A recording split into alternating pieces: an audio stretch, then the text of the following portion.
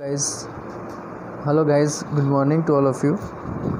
BCom semester 5 CC English. मैं સતીશ પ્રજાપતિ. મિત્રો, આપણા સિલેબસની અંદર આપણે અત્યાર સુધી 2 યુનિટની ચર્ચા થઈ ગઈ છે.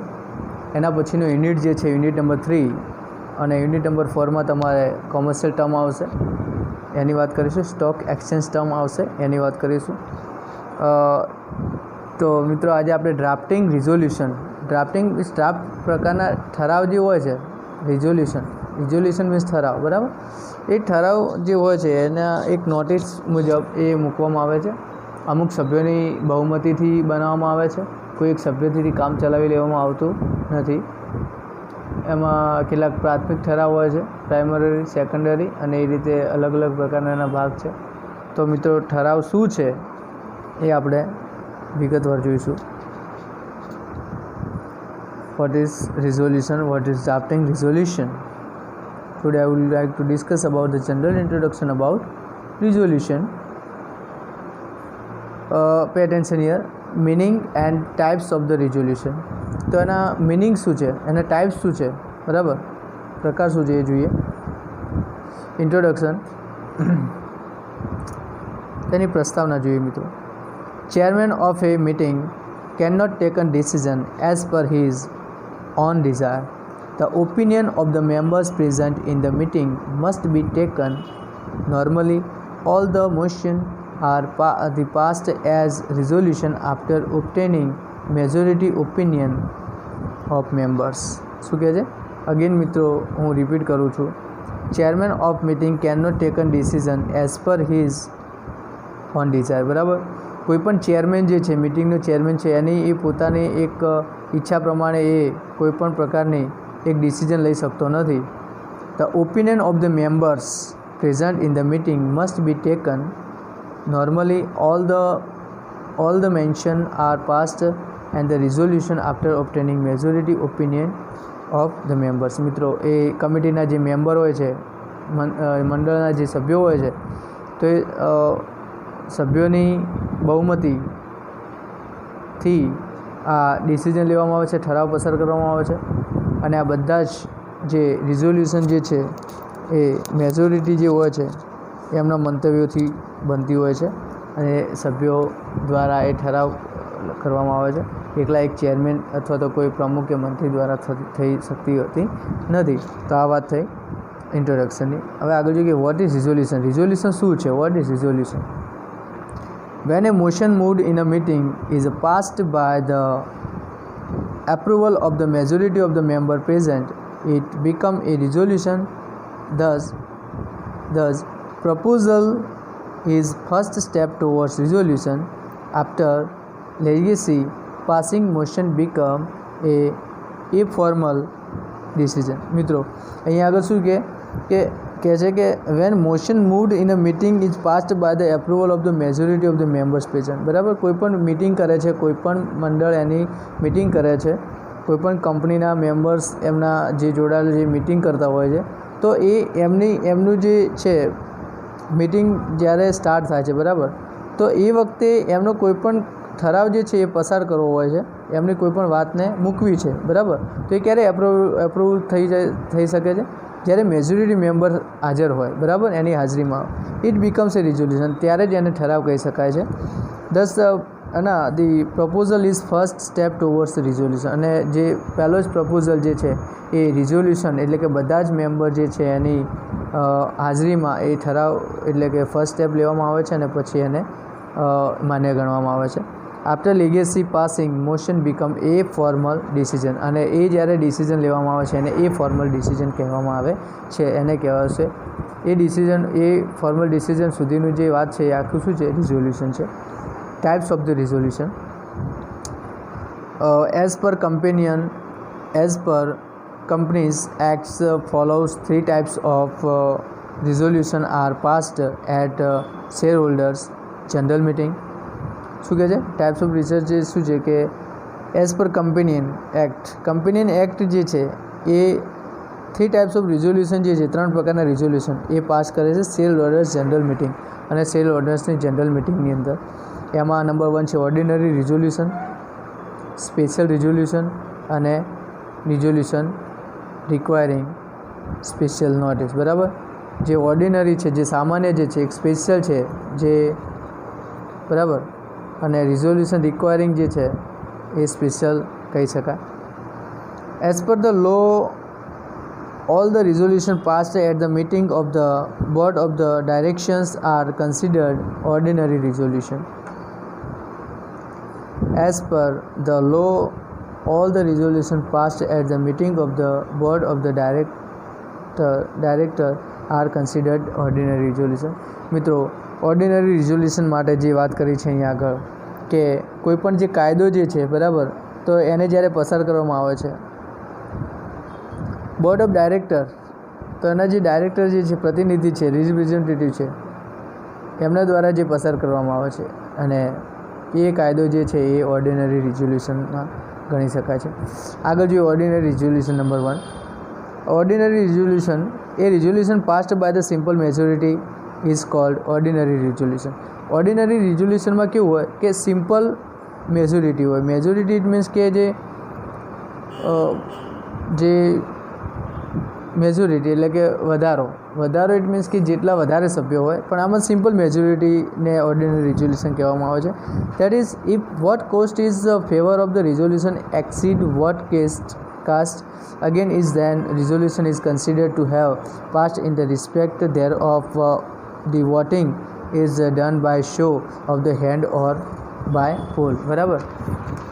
તો મિત્રો, અહીંયા આગળ જે વાત કરી છે ઓર્ડિનરી રિઝોલ્યુશનની કે જે ઠરાવ સાદી બહુમતીથી પસાર થઈ શકે તે ઠરાવ સામાન્ય ઠરાવ કહેવામાં આવે છે, એ વાત કરીએ આપણે.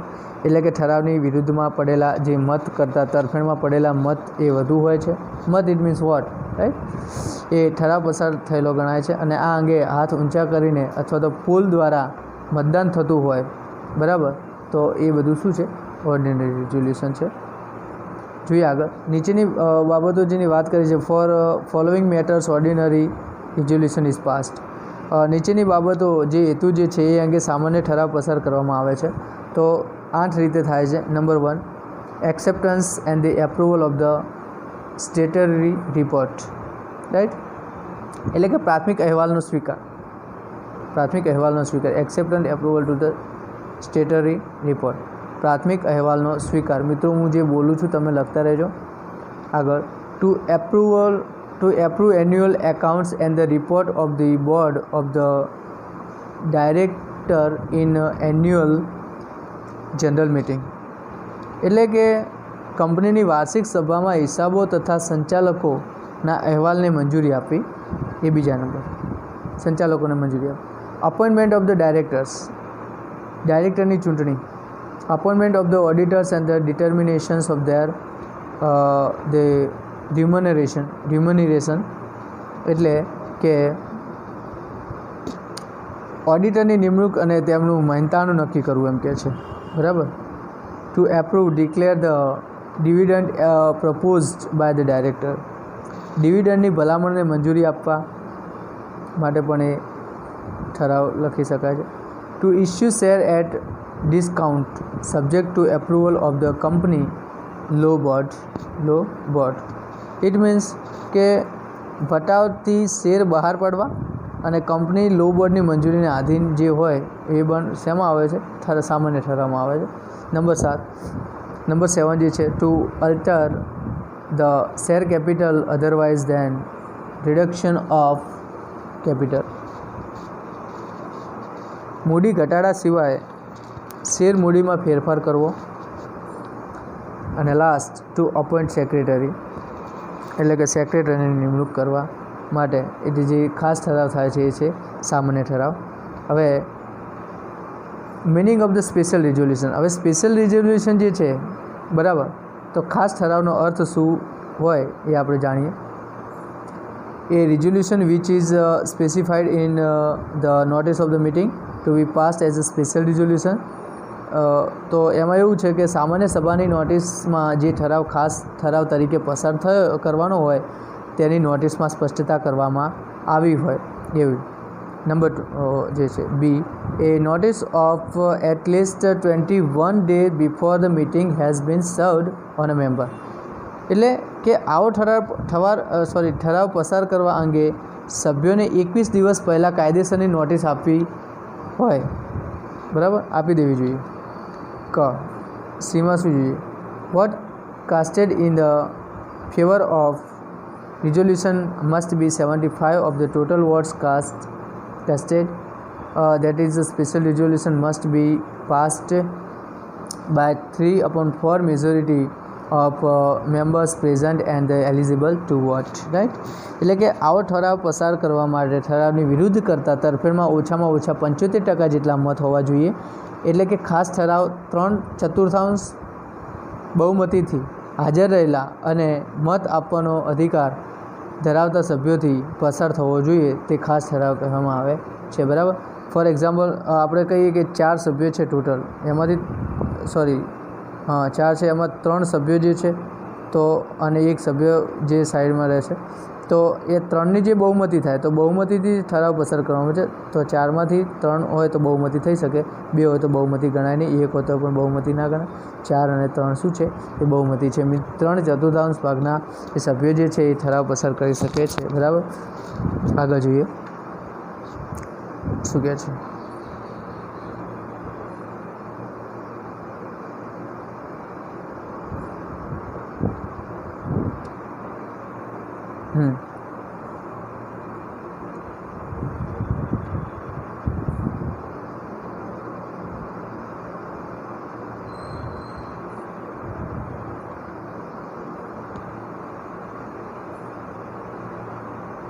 હવે આપણે વાત કરીએ કે circumstances for the special resolution.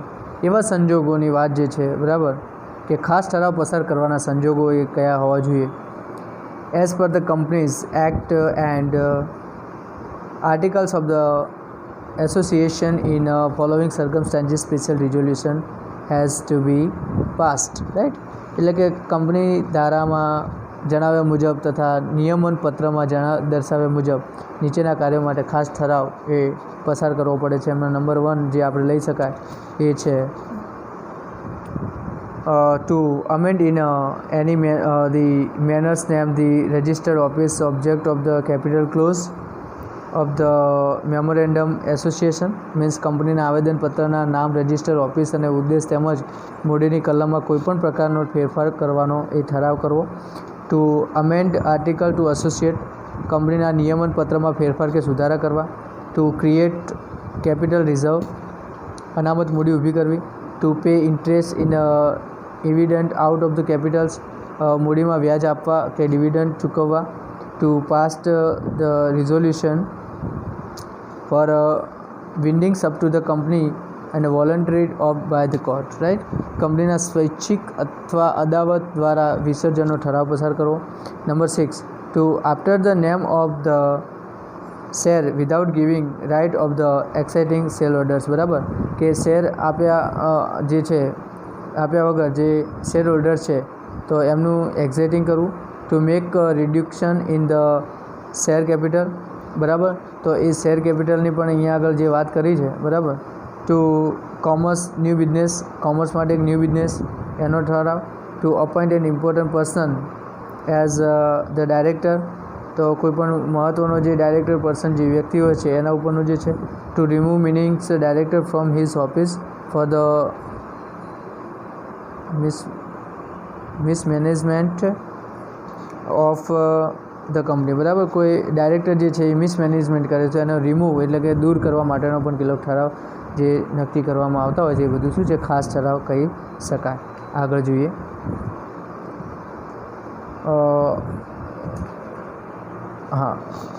આગળ જોઈએ. Previous of the companies act for the special resolution under there under જે છે અહીંયા આગળ કે કોઈપણ જોગવાઈઓ જે છે ખાસ ઠરાવ અંગેની જે કંપની ધારાની જોગવાઈઓ જે છે, બરાબર, એ સભ્યની ખાસ ઠરાવ અંગે પ્રસ્તાવ રજૂ કરવાની જે વાત છે. 14 દિવસ પહેલાં કંપની નોટિસ આપવાની વાત છે. ખાસ ઠરાવની કોઈ પણ નોટિસ મળ્યા પછી મિટિંગમાં 7 દિવસ પહેલાં દરેક સભ્ય કંપનીને જાણ કરવી, અથવા તો નોટિસ વ્યક્તિગત ટપાલ દ્વારા કે વર્તમાનપત્રમાં જાહેરાત આપવી. ખાસ ઠરાવ પસાર કરે 30 દિવસમાં કોઈપણ કંપની રજિસ્ટર સમક્ષ એની નોંધ કરવી પડે છે. તો આ બધા પ્રકારની જે વાત કરી છે આપણે જોઈશું. ધ્યાન આપો અહીંયા આગળ, pay attention here. The provision of the Companies Act for the special resolution. Member desiring to move the motion for the special resolution must give the notice act 14 days before the meeting. બરાબર, તો meeting પહેલાંના 14 દિવસ પહેલાં એ notice આપવી જોઈએ ઠરાવ માટેની. The company must intimate by the notice the member absence the recipient of the notice for the motion for the special resolution at least 7 days before the meeting. બરાબર, તો એ 7 દિવસ પહેલાંની જે વાત છે. કોઈપણ કોઈપણ જે સ્પેશિયલ રિઝોલ્યુશન જે છે, બરાબર, કોઈપણ ઇન્ટિમેટ કરવા માટે તે 7 દિવસ પહેલાં જે નોટિસ ફરજ બજાવવાની વાત છે. સચ a notice of the special resolution may be given by the hand or the post or by the advertising of the newspaper. બરાબર, કોઈપણ નોટિસ જે છે, કોઈપણ ઠરાવ બહાર પડે છે તો એ ન્યૂઝપેપર અથવા તો નોટિસ તરીકે એ કોઈપણ પોસ્ટ પણ કરવાની હોય છે. Special resolution must be registered with the company registrar within 30 days of the passing. બરાબર, કોઈપણ રિઝોલ્યુશન પસાર કરવા માટે 30 દિવસમાં એ રજિસ્ટ્રારને કોઈપણ કંપનીના રજિસ્ટ્રાર હોય તો એને એ જાણ કરવાની હોય છે. બરાબર, તો આ બધી વાત થઈ મિત્રો સ્પેશિયલ રિઝોલ્યુશનની. એના પછી જે મિત્રો વાત કરીએ એ છે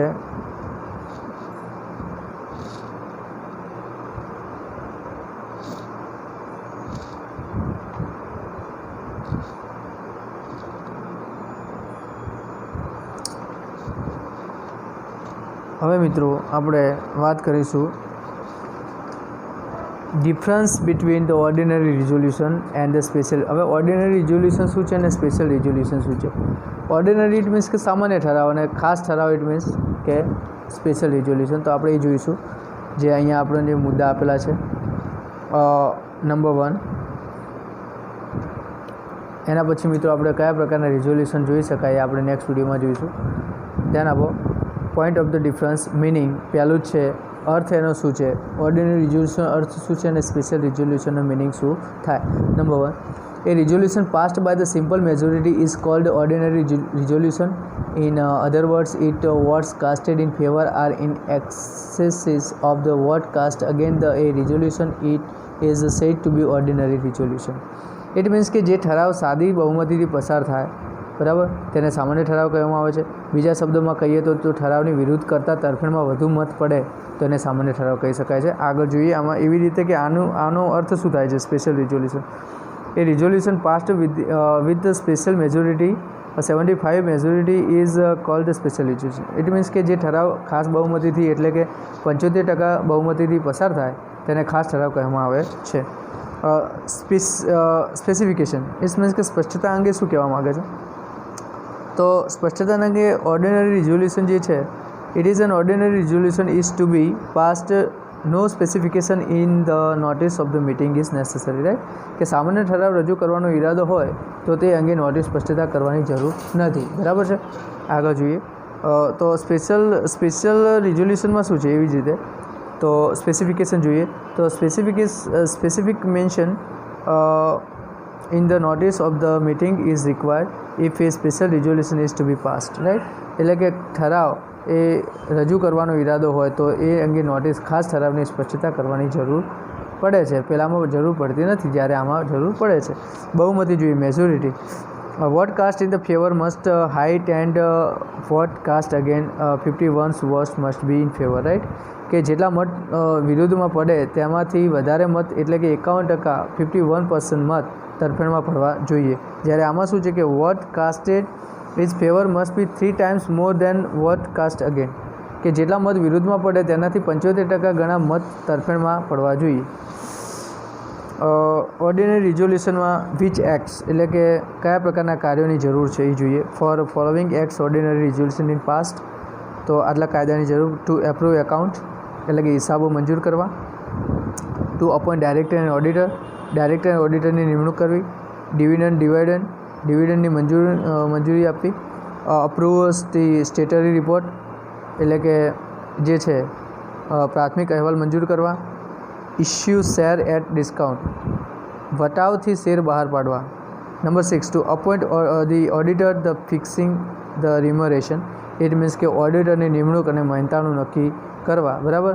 અને એક છેલ્લો હું અહીંયા આગળ મિત્રો લખી દીધું નંબર 7, એ છે to approve report of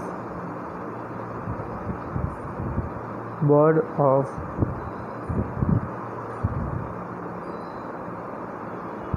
directors. બરાબર. એટલે કે સામાન્ય ઠરાવ જે છે સંચાલકના અહેવાલોને મંજૂર કરવા, સંચાલકોના અહેવાલ મંજૂર કરવા. અને આમાં એવું આવે છે કે to determine directors remuneration and make their liability unlimited, it means કે સંચાલકોનું મહેનતાણું એ નક્કી કરવા તથા જવાબદાર અમર્યાદિત કરવા. 5મા નંબરનું જે છે એ મિત્રો રજિસ્ટ્રેશન છે, કે એમાં એવું આવે છે કે તો ઓર્ડિનરી રિઝોલ્યુશનમાં રજિસ્ટ્રેશન એ રીતે નોંધણી એ રીતે થાય છે કે there is no time limit specified for the registration of the ordinary resolution, right. Means કે સામાન્ય ઠરાવની નોંધણી કરાવવા અંગે સમય મર્યાદાની કોઈ પણ જોગવાઈ હોતી નથી. જ્યારે પહેલામાં શું છે, special resolution has to be registered within 30 days of the passing. ઠરાવ પસાર કરવા પછી 30 દિવસમાં કંપની રજિસ્ટ્રાર સમક્ષ તેની નોંધણી કરાવવી ફરજિયાત છે.